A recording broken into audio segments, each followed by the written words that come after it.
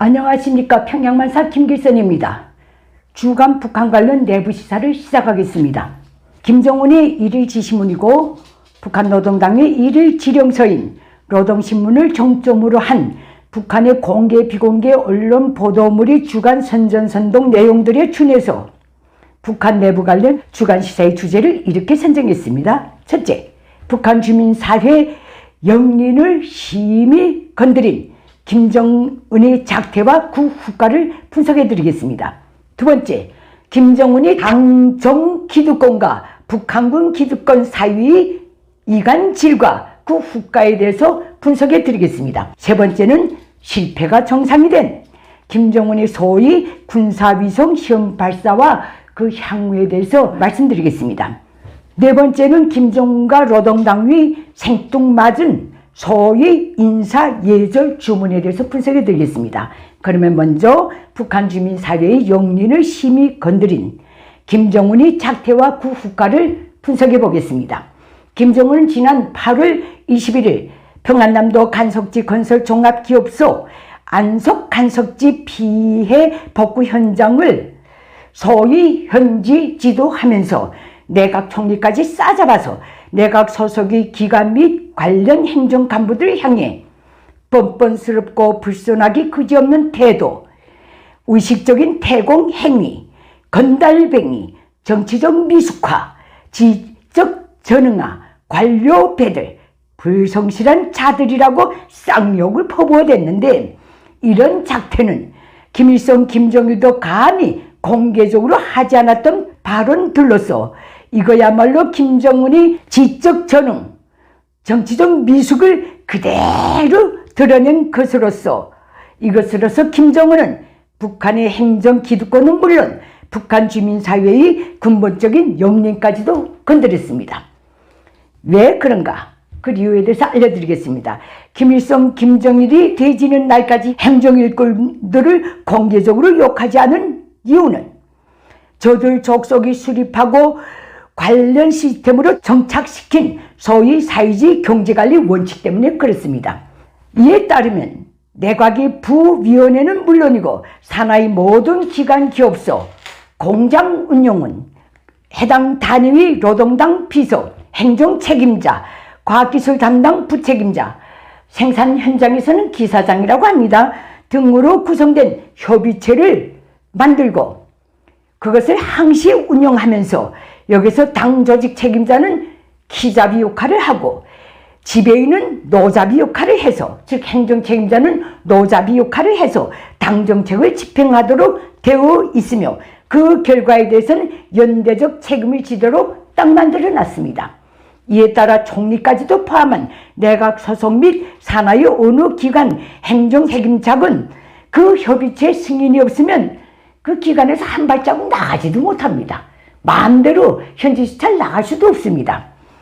그런데 김정은이 1차적 책임이 있는 관련된 노동당 기득권은 건드리지 않고 내각 총리와 내각 소속인 간석지 건설국, 국가검열 감독성, 평안남도 간석지 건설 종합기업소, 남포시 국토환경보호관리국, 남포시 건설감독국을 공개적으로 저질스럽게 욕하면서 집중검열까지 명령한 것은 북한의 모든 행정기득권이 늘 마음속 깊이 품고 있는 영린을 건드린 것입니다.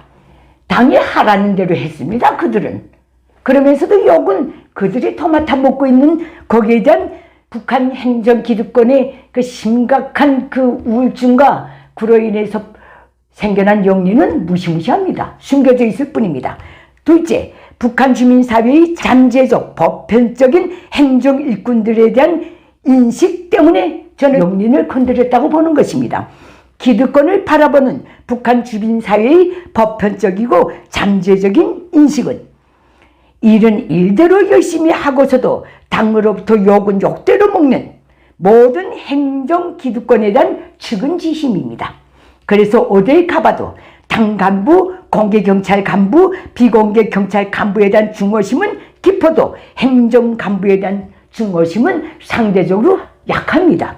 총리까지도 포함한 행정간부들이 처리되면 너나 없이 북한 주민사회는 늘 그래왔던 것처럼 혼자 죄는 다 뒤집어 쓰고 떨어졌다. 이렇게 이구동성으로 말하는 것이 북한 주민사회의 정서입니다. 망고의 독재자 김일성, 김정일보다도 덜 떨어진 김정은이 이번 망발로 북한 주민사회의 영린까지도 심각하게 건드리는 대형 사고를 쳤습니다. 그놈만 모를 뿐입니다. 김일성, 김정일은 적어도 북한의 행정 기득권과 주민사회의 이런 잠재적 정서를 알고 있었기 때문에 관련 회의에서는 별의별 욕을 다 했지만 단 한 번도 그런 사실을 노동신문 등 공개된 언론 보도물에 오픈시킨 적이 없습니다. 그 정도로 조심은 좀 했습니다. 분명한 것은 지금에 와서 김정은이 자기의 신적 위신과 권위를 높이는 유일한 액션이 사람잡이 외에는 아무것도 없다는 것이며, 이것으로서 북한 내에서의 김정은의 정치적 입지는 심각한 경직 상태에 돌입할 것입니다. 다음 두 번째입니다. 김정은이 당정 기득권과 북한군 기득권 사이의 이간질과 그 후과에 대해서 분석해 드리겠습니다. 김정은과 노동당은 주간에 소위 일꾼들이 국가 사업에 대한 주인다운 태도를 주문하면서 모든 일꾼이 북한군 지휘관들이 투쟁 본때를 따라 배우라고 강변하면서 그 투쟁 본때를 이렇게 나열했습니다. 김정은 명령 관철전에서는 물러설 자리, 죽을 권리도 없다는 투철한 정신, 무슨 일이나 통일 크게 설계하고 입체적 전격적으로 들이대는 혁신적이고 대담한 사업 기풍, 수시로 변동되는 정황에 따라 주동적 적극적으로 대책을 세워나가는 신축성 있는 일본세, 이걸 따라 배우랍니다. 이런 걸 주문했다는 것, 사회 기득권에 이런 걸 주문했다는 것, 김정은 자체가 이미 정상적인 사고에서 한참 이탈했다는 그 뜻입니다. 10년간 평영 생활을 하면서 만성적으로 굶겨놓은 전체 북한군을 온 나라 공사판 농사판에 끌어내서 돈 한 푼 주지 않고 부려먹고 전체 인민의 등골을 뺏겨서 십시일반으로 북한군을 먹여 살리게 만들고, 이제 와서는 북한군 기득권과 북한 사회의 기득권 사이에 충성 경쟁 이간질까지 대대적으로 붙이려고 핵채가는 김정은. 김정은이 제비 김정일이 식량 배급 제도를 일격에 유명무실하게 만들고 절대절명의 체제 위기 탈출을 꾀하면서 내놨던 성군 정치를 업그레이드해서 부활시켜서 기득권의 굉장한 재탄생을 기대하고 있는 것 같은데, 이것 역시 사람잡이, 구체적으로는 기득권 자비를 전제로 하는 고육지책에 불과합니다. 그래봤자 김일성 족속 체제의 산 아들인 북한 기득권의 고질적 만성적 무능, 게으름, 부정직, 병폐를 숙청하기 전에 김정은이 먼저 없어지라는 것에 저는 확실한 한 표를 던집니다. 다음 세 번째입니다. 실패가 정상이 되어버린 김정은의 소위 군사위성 시험 발사 분석해 드리겠습니다.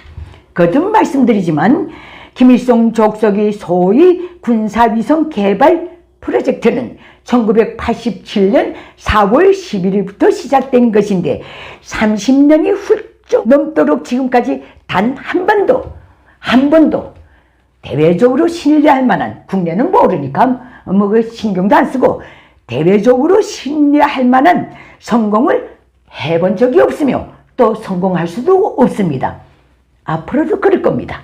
그런데도 김정은이 올해 들어 꼬리에 불 달린 쥐처럼 두 번씩이나 실패하고서도 또 10월 달에 재시험 발사를 하겠다고 빡빡 우기는 리오는 대내외적으로 핫하게 띄울 파워와 업적이 그것밖에 없기 때문에 그렇습니다.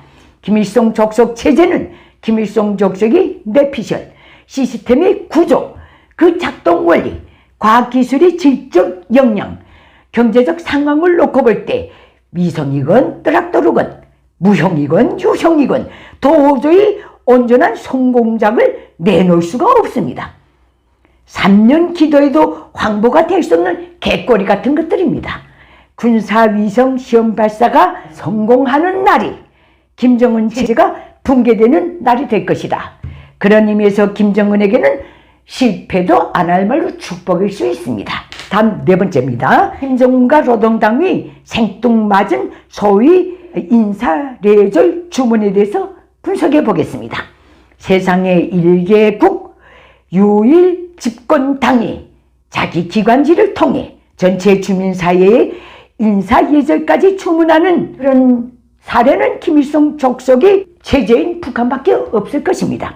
김정은과 노동신문은 대진 김정일이 일꾼들은 앞목이 짧고 뒷목이 길어야 한다는 궤변까지 꿰들고 우리 민족의 고상하고 우수한 인사법은 안진절, 선절, 근절, 반절, 평절이므로 이것을 적극 장려해야 하며 세계적으로 통용되는 악수는 예절적이지도 문화적이지도 위생적이지도 않다는 궤변을 내려놨습니다.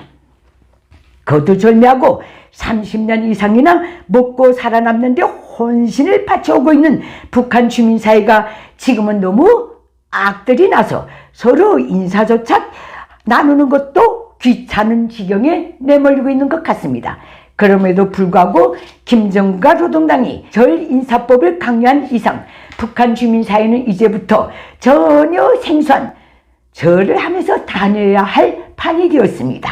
이와 관련해서 또 얼마나 기상천외한 유머가 사태처럼 쏟아져 나올지 듣고 보지 않아도 뻔합니다. 국가 지도자와 집권당이 자국민 사회의 인사법까지 간섭할 지경이 되었으면 김정은의 현 주소가 낭떠러지 끝에 서 있다는 그 뜻입니다. 왜 이런 걸 강요하는가? 전체 인민 그 주민사회의 인사법이 무너지면 국가 지도자에 대한 그 어떤 겉발림의 인사조차 없어질 수 있기 때문에 그렇습니다. 그게 또 인류사회의 순리입니다. 북한 관련 시사는 여기서 마치겠습니다. 감사합니다.